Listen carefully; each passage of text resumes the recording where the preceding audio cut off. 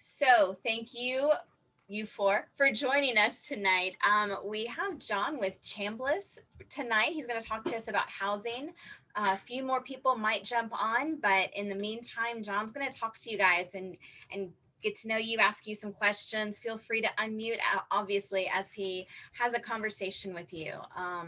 So thank you so much, Jon, for being here with us tonight. And I'm just going to mute myself and hand it over to you. Right on. All right. Howdy, Rise Upians. I just thought of that. How does that feel when I say that? Kind of okay. Well, let's, I don't know who y'all are. Y'all don't know who I am. So let's start off with a good old fashioned fun icebreaker. Y'all have never done an icebreaker. I can tell from the looks on your faces, you've never done an icebreaker in your entire life, meaning you've done all the icebreakers. So, well, this one it'll be more lengthy just because we're going to be talking about housing and all that goes with that. I want to hear what your thoughts about it are, what your plans are, if it's college, if it's this, if it's that, and to see if we can talk through and process a little bit and figure out kind of what works best and for your particular situation. So cool. So I'll do 4 questions for the icebreaker. So, well, not an icebreaker, just a getting to know you thing. So your name, I want to know how old you are. I'll share this information as well, so don't worry. I want to know what brings you here, even though I your captive audience, you were told that if you didn't come here, you wouldn't get screen time or something like that. And then I want to know what you want to be when you grow up. And what are you going to do to get there? So what's the plan? Because that all has to do with housing. So I'll start. My name is Jon Berestecky. I am, who wants to guess my age? This is always fun. Go for it, Blake. 35. Oh, you're okay. Anybody else want to take a guess? 28. Yeah, cool. 32. 32, 35, 28. All right, we got a 30 average so far. Jake, what are you thinking? Ding, ding, ding, ding, ding, ding. 30? No. I'm 36 years old. That's fun. I've got 3 kids. They're 8, 10, and 11. They'll be like 6th grade, 5th grade, and 4th grade or something like that. I don't know. And I'm here to talk about housing because I work in housing and stuff. What do I want to be when I grow up? I think I want to be something that, I'm really into helping folks like heal from trauma. So maybe I want to be some kind of a therapist. So somebody who helps people get over hard situations so that they can become their full selves and create beautiful things in the world. So whatever that is. And how I'm going to get there, I'm going to just do some of the work I'm doing right now, continue to learn and grow, and just connect with people, especially young. I work with 18 to 21-year-olds. So yeah, I'm going to stay engaged. So let's go around. So Jake, I see your name is Jake. I know that, unless it's a lie. No, it's true. Okay. How old are you, Jake? 14. 14. And what brings you here? 15. You're 15? Yes.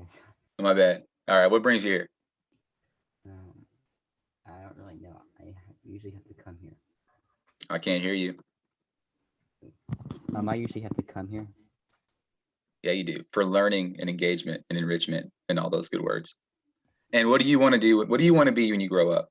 Not what you're supposed to be. What do you want to be, like deep down inside? A movie producer.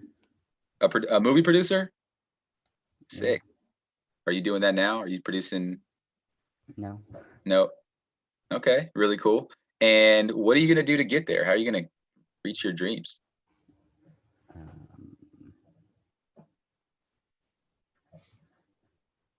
I don't really know. Okay, so you got some work to do to research, right? Yeah. Right on. Cool. Katie, how about you? How old are you? I'm 16. 16. And what brings you here? An opportunity to learn and gain more skills. Right on. Right on. And how about you? What do you want to do when you grow up? I want to go into the law arena. Yeah. I'm sure which like what specific job I want to go into, but either the criminal justice field or international relations. Okay, so you want to go to school for a long time, it sounds like. That's awesome. Right on, totally cool. I guess that's how you'll get there, right? You'll go to college and then law school and try to get lots of opportunities and learn. Sweet. Yeah. Blake, how about you? How old are you? I'm 13. 13 years old, and you are a true Rise Upian, so you're here to learn and engage and grow. And what do you want to be when you grow up? A business owner / entrepreneur. What kind of business do you want to own? I'm not really sure yet. Just, it doesn't matter. You just want to start it, right? Yeah. Cool. How are you going to get there? By getting good grades and trying to get a good degree in college. Yeah, totally. And Allie, how old are you? I am 14. 14. And what do you want to do when you grow up? I want to be an interior designer. Oh, awesome. And how are you going to get to do that? Probably major in design and minor in architect. Okay, so I hear some college, right? Probably 4-year. You're saying design and architecture. Sweet. All right. And then who do we have on in the bottom there?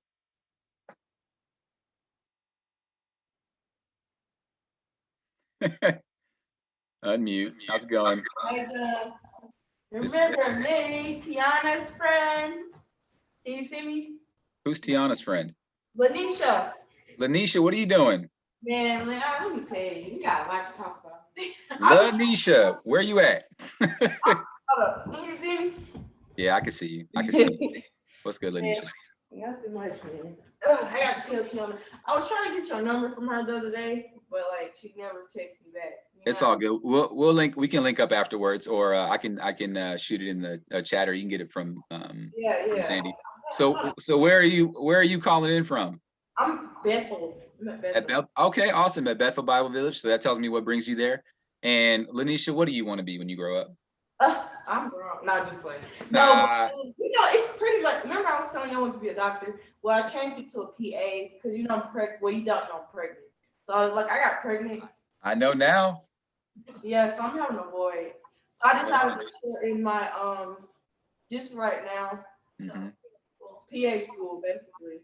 And then we got 2 people working towards their associate degrees right now. Yeah, I'm about to graduate, by the way.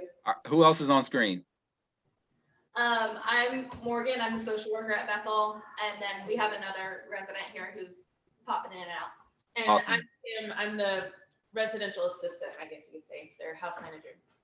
Awesome. You guys are local. So I know Lanisha. I'm Jon Berestecky, I was sharing earlier. I am the transitional living, I'm the director of transitional living at Chambliss Center for Children.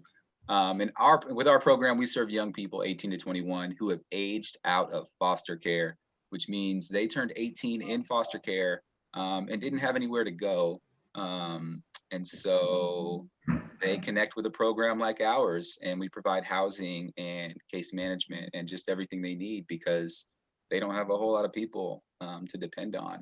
So that's what I do in my day in and day out. And through that work, I've had to learn an awful lot about housing, just how important it is for folks to have safe, reliable, affordable housing, about what it feels like to be unhoused and what kind of challenges that poses, what it takes to access all different kinds of housing, how much it costs to afford a quality place to live, what options are out there, what options aren't out there, what kind of voucher or public assistance programs are out there. And then also a lot of my work is thinking about ways to create new housing programs to find the gaps. Like, so who in our population is not being served, who's at risk of being homeless, and how do we create new things so that we can serve folks like that? So that's a lot of my world and my work. Does anybody have any questions about that in particular before we kind of move on and start to do some processing about each of y'all and what your housing goals are and what it could look like? No questions whatsoever. Sounds fun. Katie, you said criminal justice. I was a probation officer before I came into this line of work. So lots of engagement with attorneys and police officers and folks who were mixed up with the criminal justice system. So that was quite an experience. Lanisha, we can certainly talk more later. It is good to see you, though. It is good to see you. And I hope you are healthy and baby is healthy. And it looks like you're getting good support over there. So that makes me happy. So yes. All right. So I had all kinds of different housing experiences growing up. My dad was in the military, so we lived growing up in government housing where the government paid for it because my dad was in the Army. And so that was something. My parents bought a home. And so I lived we were homeowners. And so I had some security. I knew we weren't going to get evicted because they were paying the mortgage every month. I lived in a college dorm for about a semester and a half. I don't want to talk about that half semester. It didn't quite go well, but that's another story. I lived in a college apartment where I didn't have a meal plan. I was cooking on my own. I had 4 roommates. We all had we lived in kind of a quad. So it was 4 rooms in 1 apartment. And then we rented an income-based apartment when I was young. So an apartment with lower rent because I didn't make any money. And then I've also been a homeowner. So I bought a home. So I've had a variety of different housing experiences. And of course, I've worked with folks who were in public housing and in transitional housing. And so I've kind of gotten a peek into that world as well. So we're talking about housing, and a lot of this has to do with what you expect versus what you can get. Expectation versus reality. So I know each of us on this Zoom may have lofty expectations when you think about where you're going to live in the future and what that place is going to look like, all the amenities. But then when it comes time to find a place, you might be hit with a harsh reality of, well, I can't quite afford that.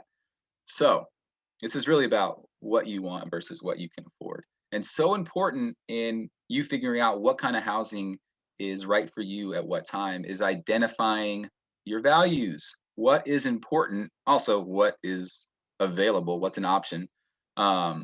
So just to keep this interactive, as you think about where you want to live, and we can say in the next 5 to 10 years, when y'all will be out on your own, what do you think are some things that are important to you? What are some values? Think about, do you like spending time outside versus spending time inside playing video games? Or you just need somewhere to crash because you're going to be working and in school all the time. You're not really going to be in your place that much. Do you need to be close to work or school? Commute time matters. Do you want to be in the coolest part of town, or, that kind of thing? You're going to spend, the cooler it is, the more you're going to spend. So just kind of going around what's important when you think about where you want to live. Blake, what do you got, man? What are you thinking? Where I want to live, I want to have probably a nice kitchen that, like, a place that is not too small, but doesn't have to be too big, but has a nice kitchen because I really like cooking and baking, but it's also close to my job. Awesome. What else? What else is going to be important as we think about where we're going to live? What are some values? What's valuable to you? Who's an outdoors person? Who wants to have? Nope. Yeah, me either. Yeah, kind of like, yeah. There are a lot of outdoors people in Chattanooga who really enjoy. The extreme of that is like living in a van. I don't want to recommend this for anybody, but like outfitting a van with like a bed and just, maybe getting a gym membership so you can shower there, but just driving around and living off the land, climbing rocks, all that stuff. So that's not my professional recommendation. Please don't try that. It will upset your parents. Agreed. What's up, Katie? I think that I would want somewhere close by either where I was working or going to school. It doesn't need to be big. Like, it could probably all be one room and I'd be fine. But I would want access to a washer and dryer, whether that's in my unit or in the building. Good to But think about. I have to lug all of my laundry to a laundromat. Sure. All important things. Super sweet. All right. Well, since my first thing here is just thinking about college housing, since it sounds like a number of y'all are tracking for what might be dorm living, right? By show of hands, who thinks you'll be living in a dorm at some point in the next near future? Blake, you're starting businesses. You got no time for dorms, right? I'm planning. I was hoping to get be able to go to school and get my business degree at UTC. Right on. Well, I've Or got like- some numbers. That's kind of where I did some research. Katie, you were going to say something? Oh, I am attending MTSU in the fall, so I'm like in the process of getting a dorm room there. Mm-hmm. Where is that? Middle Tennessee State University. Okay, yeah. So those prices are comparable to UTC, right? So in just doing some research, so a dorm, which is where you live on campus, it's super convenient. A lot of times they require you to have a meal plan, right? So you've got to eat in the caf, which also is very, very convenient because most 18-year-olds have no idea how to cook for themselves regularly and would only eat like Pop-Tarts and pizza rolls. And you just can't live off that. Blake, don't try it. Don't try it. I see your eyes, they lit up. You're like, oh yeah, balanced diet. Dorm prices, looking at UTC, which is kind of a middle of the road state school. Obviously, these prices are going to be way different if you're going someplace out of state. Out of state tuition costs are just crazy. Or if you're going to a private, college. But for a state school, a dorm cost is around, on average, about $4,000 per semester. So that's $4,000 per like 5-month block. Comes out to about $800 a month. Now, a lot of dorms require, or universities require, young people to also have a meal plan, right? So a meal plan is you're getting 2 to 3 meals a day, 6 to 7 days a week. Again, very, very convenient. You're not having to think about what to eat. You can just go fuel up and study. Meal plans are about $3,500, so $3,500 per semester, or about $700 per month. So between a meal plan and dorm, we're already at $7,500 per semester, right? Some other options are like on-campus apartments, where you can have anything from like, 2 bedrooms in an apartment to 4 bedrooms in an apartment. And those things can be $400 to $800 a month, really depending on what kind of roommate situation you want. And a lot of times you're not required to have any kind of meal plan for those. So those can be half the cost of a dorm. Blake, what's up, man? Would it be cheaper to go for an on-campus or an off-campus apartment? So some off-campus apartments are also geared towards students and will offer some of the same deals. And they'll also do matching for roommates. So if you want to get a roommate, they'll already be like, okay, we found somebody for your unit. We'll pair you guys up. We'll already split the rent, that sort of thing. For other kind of off-campus apartment places, sometimes you're on the hook to find your own roommate and you guys are both signing the lease. So you have to make sure you have somebody you can trust, right? Who is going to work and have reliable income, pay their portion of the rent and the utilities. So it can be a good deal if you're ready to cook for yourself, if you've got transportation to campus reliably, and if you can find somebody to crash with, right? So in that case, it would be an okay deal, and could be a cheaper deal for sure. So living at home obviously is going to be the best deal, right? If that's an option, that's just going to be a win. Crash in your parents' basement or whatever. How are you going to pay for it? So we're already talking about $4,000 per semester for a dorm. Meal plan at $3,500. That's $7,500. And if you add in tuition costs, so at like UTC, that's like $5,000 per semester. So with tuition, dorm, and meal plan, you're up at $12,500 per semester. There are 2 semesters in a year if you don't go in the summer. So that's like $24,000, $25,000. Government grants. For a lot of folks, you can get some money back from the government to help pay for college. But that really maxes out at about $3,400 per semester. So really not even enough to cover all of tuition, right? So if you get the max amount you can get in a Pell Grant, $3,400, that still leaves you owing about $9,000 per semester. How do you think you're going to pay that? How are you coming up with that money? What are you thinking, Blake?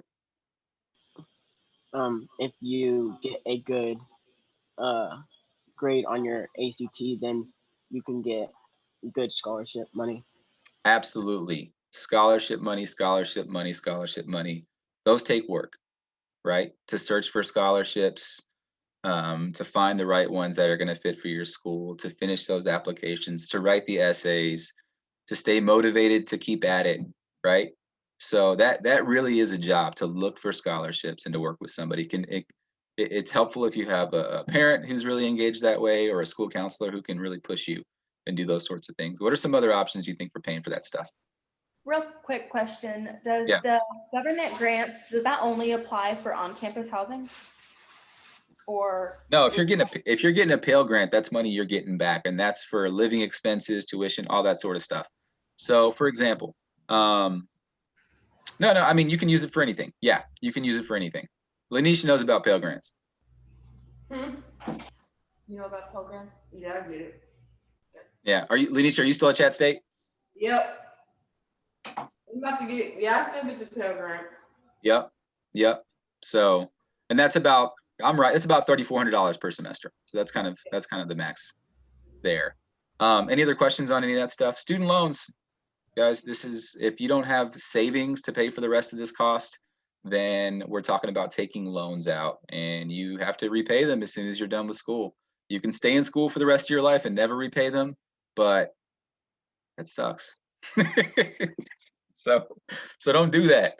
Or you can work and try to make money while you're in school so that you can pay this stuff off little by little. Often it's a combination of grants, scholarships, loans, and work that are going to be your best deal, right? So, and student loans are not a bad deal if you know you're going to graduate, and if you're graduating with a degree that's going to pay you back, right? So that does not mean social work or psychology. That means like architecture and jobs that actually pay. So don't be me. All right. What if I found like switch over to, I think, independent? Do I get more money back for the Pell Grant? Say it again. If I go back, okay, so right now I'm still like considered like a dependent of my mom. Okay. So what if I go like independent? Do I get more money? Yep.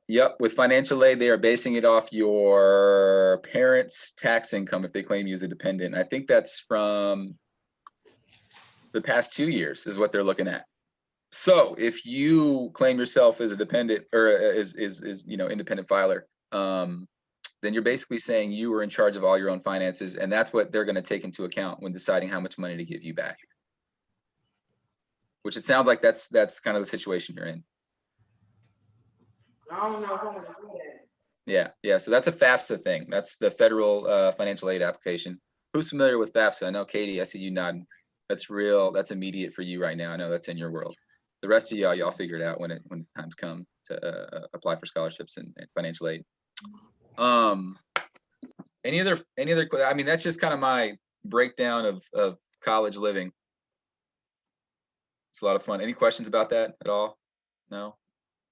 can you talk more about not living in a dorm if you're doing off-campus housing and what that would look like? Yep. So that's my next piece. Getting a place to live outside of school, right? And really, we can't talk about housing without talking about a living wage. How are you going to pay for this stuff? Anybody heard that term, a living wage? So this is what it costs in a particular place to cover all of the expenses that have to do with living. I'm talking about housing, of course, medical care sometimes, transportation, the cost of food, utilities, just all the bills you might have for a normal person, right? Within a given month.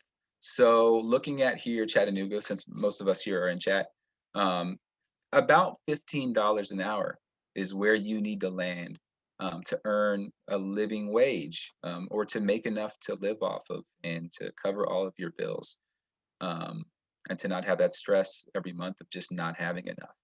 So $15 an hour or about $32,000 per year. Blake, what's up, man? I was wondering if you can't get a job that pays you $15 an hour, how many hours would you have to work for that 15 hours to like it to equal the $15 an hour? Like, could you get more hours per day to pay Yeah, so off? yeah, absolutely. So let's talk about this. If you want to be working 80 hours a day, so minimum wage right now is what, 7.25, right? So that's not even half of what's considered a living wage, right? Fast food places will pay, I would say, on average between $8 to $10 per hour. If you find a $10 an hour fast food job, I mean, that's kind of a decent paying fast food job. Some of the downside there is you're only going to get 20 to 30 hours per week. A lot of them avoid having full-time employees. They don't want to pay insurance or give them benefits. So it's really going to be a struggle there. You do see a lot of the working, who's heard of the term the working poor? So these are folks who are employed, right? But they are working a job where it does not allow them to earn enough to live off of. So folks who are earning, at that $8 to $10 an hour range, they're working and they're working hard, right? If any of you guys have working fast food is not easy. And if you're working even two of those jobs so that you can get 50 hours or 60 hours a week, you're still not going to get enough for the most part to earn that living wage. It goes way up if you have kids. The living wage with one kid is about $23 an hour, you know? So just to think of it, if you're a mom or a single mom or a single dad, and you're working 50, 60 hours a week at a fast food job because you have maybe little education, for one, you're away from that kid, for large amounts of the day. And then at the same time, you're not earning enough to really make it. And that's constant stress. So warehouse or manufacturing, think about working at Amazon or Volkswagen, these big kind of manufacturing warehouse places we have here. Those are start by paying around $14 to $16 an hour. So some of the downsides are long hours and sometimes weird hours, 12-hour shifts that can go late into the night. They are physically demanding jobs, right? So they can take a lot out of your body. And if you get injured, you're not going to be able to do work, to fulfill the needs of the job, and you won't have that job anymore. It can also be difficult to move up in those kind of positions. If you're kind of doing grunt work on the low level, you can, maybe stay there for a long time before you can get opportunities to promote to less grueling work types.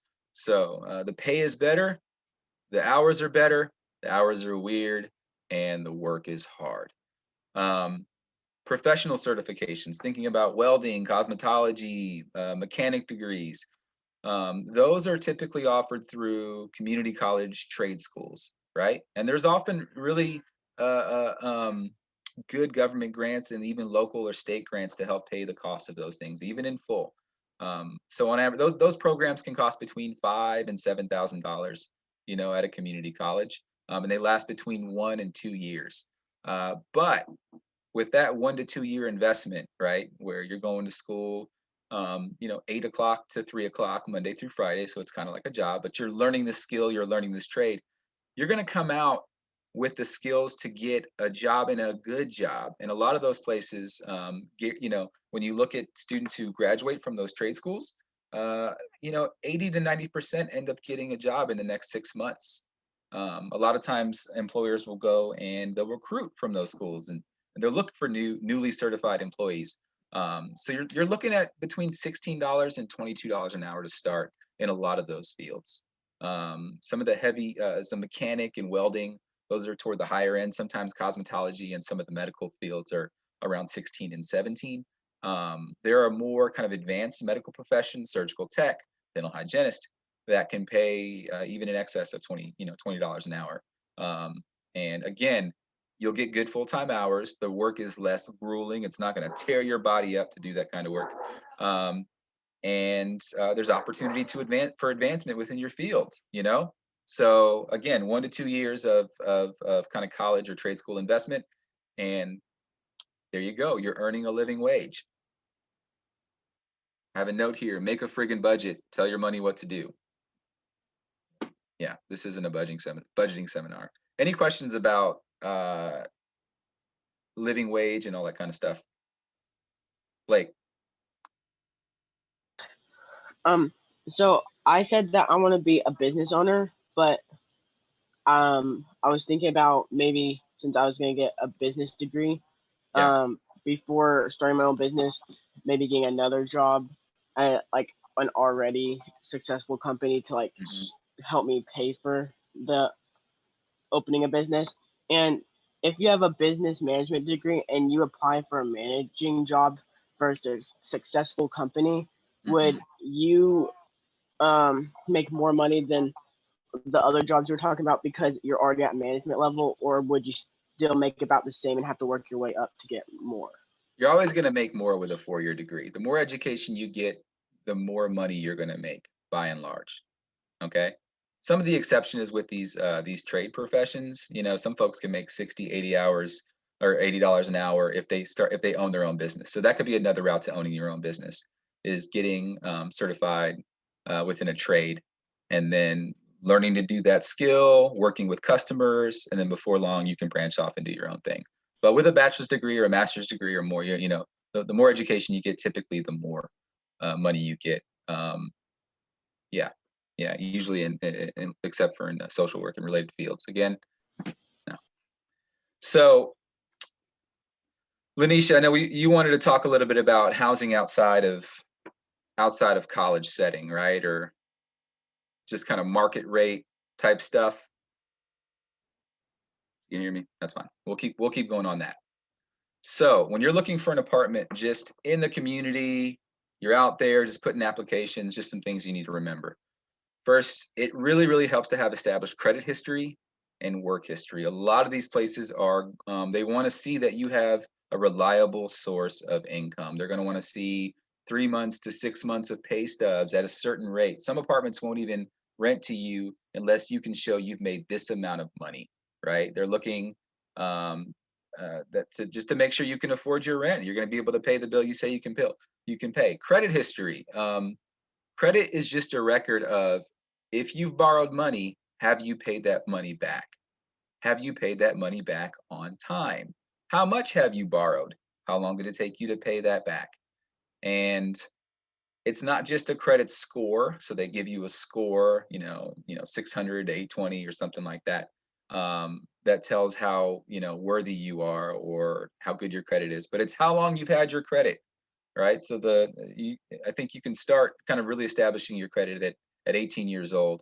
And a really great way to do that is with going to a local credit union and using a secured loan program. And those work with basically you put $500 in a savings account, they lock it, right? So that money's not going anywhere. Then they give you a loan for $500, and in the next 6 months you're paying that loan back.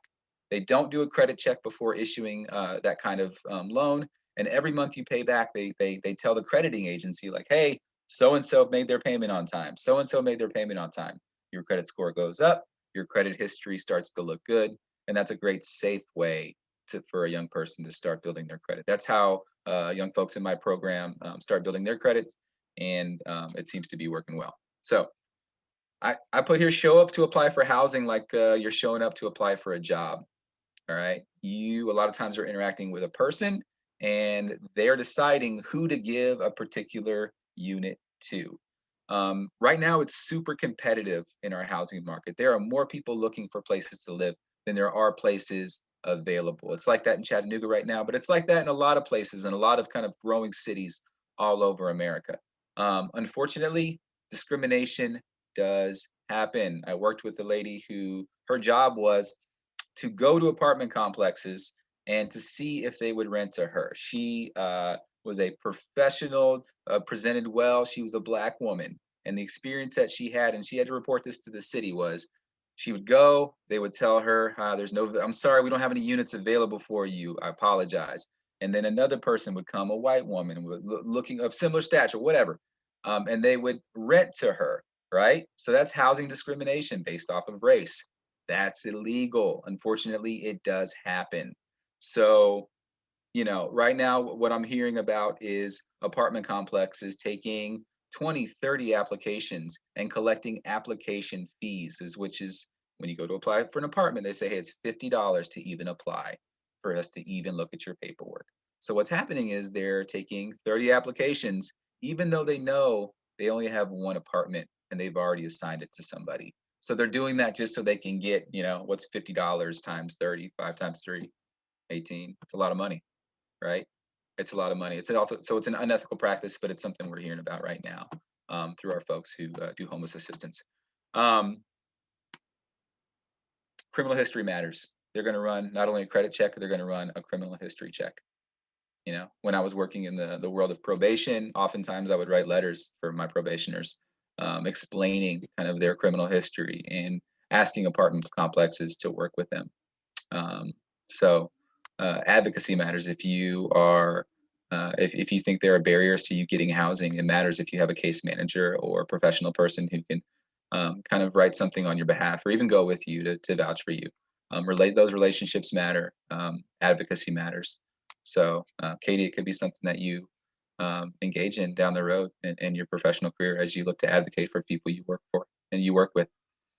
The price for a 1-bedroom can range from really, you know, $600, $700 to $1,600 a month, depending on where you're living, the quality.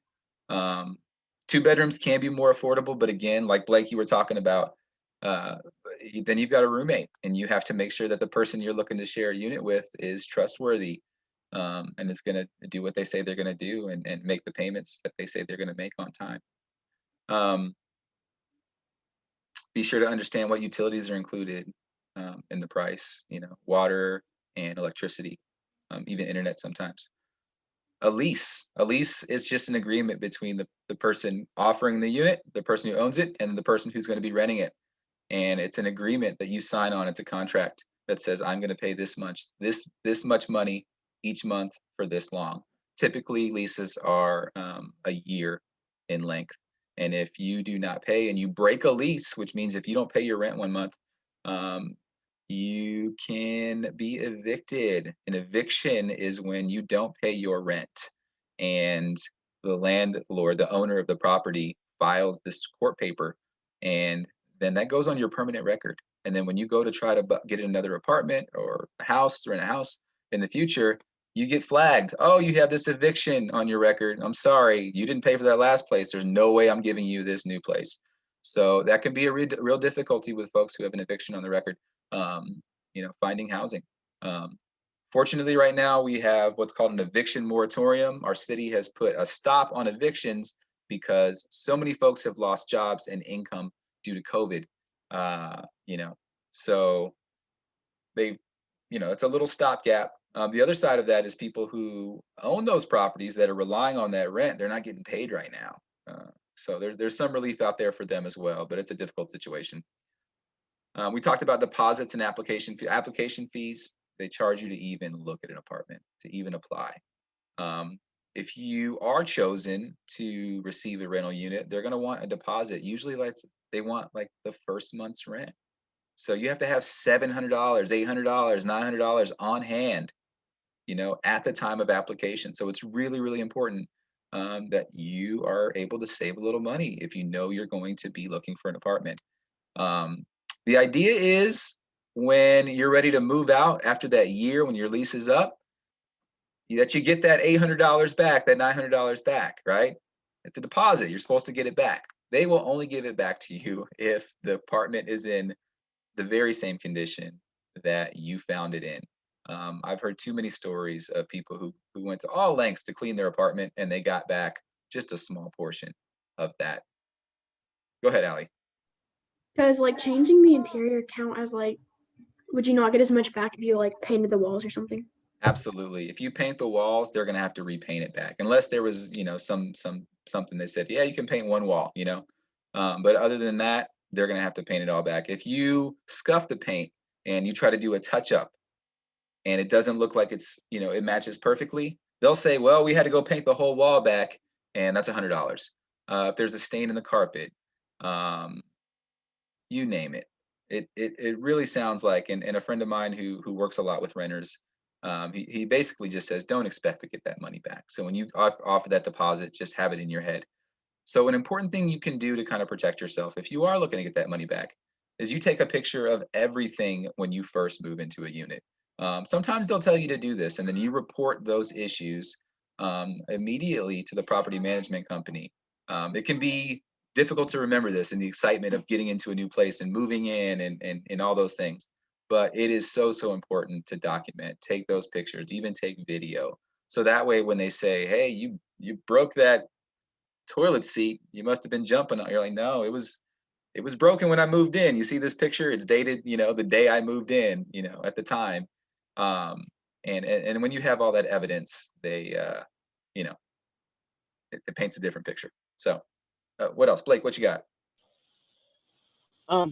Since they give you like a contract like with your lease for the apartment and like what you can and cannot do in the apartment. Yeah. What would happen if you did something that you were allowed to do, but they still charged you for it, even though it never said you couldn't do that in your contract? That'd be busted. You think they would do that? I do. Yeah, the answer is yes. I mean, so there's a litigation process that not many people want to go into. You can research renters' rights, tenants' rights, that sort of stuff, just to kind of see. Hopefully, it doesn't get there. Hopefully, it doesn't get there. And most people don't really go to those lengths. But if you've got stuff documented, that's the best protection you can have on the front end. So. Other questions. I've got more, I could say about, voucher programs and public housing, certainly transitional living, young people who are aging out of foster care. That is really my world. I wanted whatever information I presented to be pertinent to the most folks who are on the call here. And it just sounds like a lot of y'all are college bound and looking at market rate apartments and stuff like that. So, We have a question. Lanisha has a question. Yeah, so John, eventually, my kid, I do plan on, moving from here, cause we got a 1-bedroom, and I don't want to be stuck home with the kid, no offense, cause to the kid, I mean, I love the kid, but I think I know I'm gonna love the kid. What's your question? But look, pretty much, I need to figure out something, cause I know I'm gonna have 4 more years of school, so I need to out if there's any programs that can kind of affordable housing while I'm in school. Yes. So full-time students and single moms. So there's Momentum is a program for they got to call me back, So there's probably a wait list for their housing. There's probably a list for their housing. There are housing voucher programs. Okay. So that's going through kind of homelessness assistance. How does the housing you're in right now classify? Is this transitional housing or what? Yeah, we're in transitional housing. You're in transitional. Do you guys work with the Housing Authority or with the Homeless Coalition? We are a separate nonprofit. I'm not completely sure. I know we're connected to an organization, but I don't know which ones. As far as homelessness and stuff like that. Okay. But yeah, the plan is for people to obtain independent living and independent housing. Okay. And then for most of the folks there, are they accessing public housing options, vouchers? Are they applying for those sorts of things or? Yeah, those are the kind of resources we want to know more about. Okay. Okay. So we can definitely, I want to follow up with you, Kim, and certainly you, Lanisha, more so I can talk specifically to your situation. I can say we are currently I'm working on an effort to bring dedicated resources for 18 to 24-year-olds who are experiencing homelessness. Right now, that it's certainly there's a gap in terms of services specifically for that population. A lot of times young folks are on their own and homeless, and they don't score as high for voucher preference because they don't have 2 or 3 kids. There's larger, smaller family size, so that puts them at a disadvantage for gaining vouchers. And then when you get a voucher, the problem is finding a housing unit that will receive that voucher, right? Especially now because there's such a scarcity because of the eviction moratorium, but for other factors as well. With that housing, y'all are having a party over there, so I just keep going. We got too many of us. Too many of y'all. So yeah, so we are working on developing, like I said, dedicated resources, bringing in some funding to the Chattanooga area specifically for young people like Lanisha. Lanisha, you didn't age out of foster care, right? You weren't in foster care. I was never in foster care. I honestly don't know how I got here, but no, seriously, like, yeah, I don't know. Yeah, there's a story. There's always a story. I'll tell you. I'll talk to you. Yeah. So, As far as more specific resources, I'll probably reach out to you at some point. yeah. Let's talk because I need to know more particulars to see kind of where I appreciate that. where to route her. But also, I'd like to build just a relationship with y'all there so that we can link up more in the future as you're serving young people. Yeah, we have a party. So. Yeah, totally. So, help is on the way. Yeah, cool. What else? I think we're coming. We're 45 minutes in, 47 minutes in. I think we've hit some good stuff. Any questions about just things and stuff? Anybody else?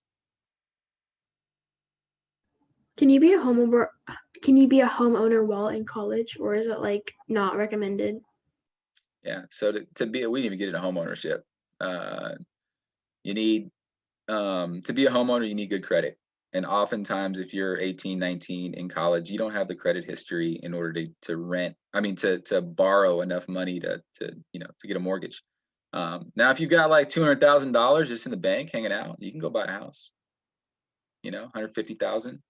Do you have that kind of money? Second question: can I have some? No.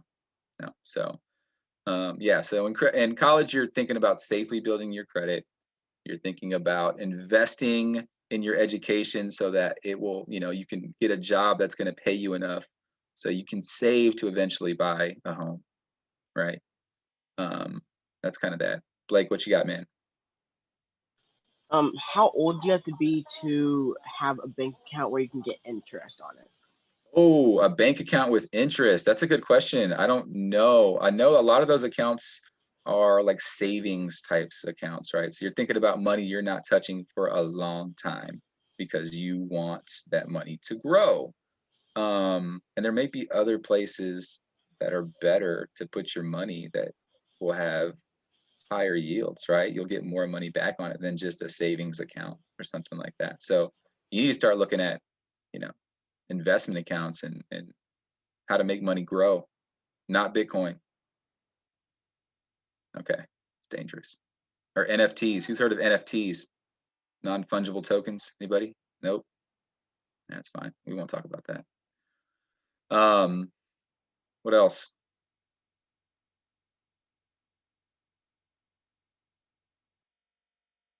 All right. I think we made use of the time. Anybody, something that jumped out to you? Anything that seemed interesting or new information for you in this whole talk thing? What stood out to me was the documenting like everything, like all of it. Yeah. Does that also like apply to like dorm rooms and stuff? If they are requiring a deposit or if they say they will charge you for damages, and I would just talk to an RA in that sense, or other residents who've been there to kind of get the real, like, hey, how do they treat us here, So I would do some research on that. Probably not a bad idea. Okay. Yeah. Thank you. Yeah, for sure. Yeah.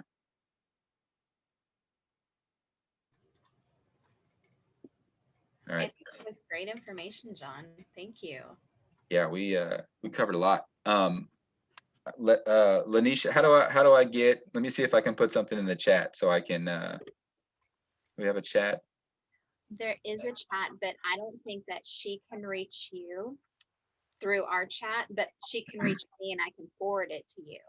Oh yeah, that's cool. Or you're at Bethel Bible Village, right? Is there just a good number I can call over there? Or I can just give you my number. Oh, this is recorded. I don't want to put your number out there for the whole world. No, I'm just, I can send it to you in a chat on here. Like, I'll put mine in the chat. You gave me up. okay. We're gonna figure this out. Yeah. Done it.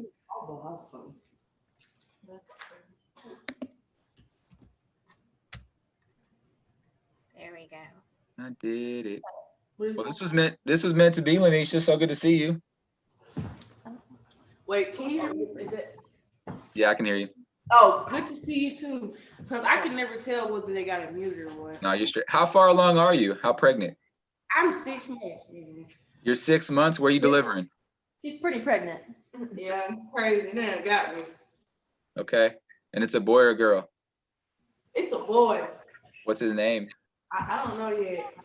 Like I'm gonna wait till I get to the hospital to see how he looks.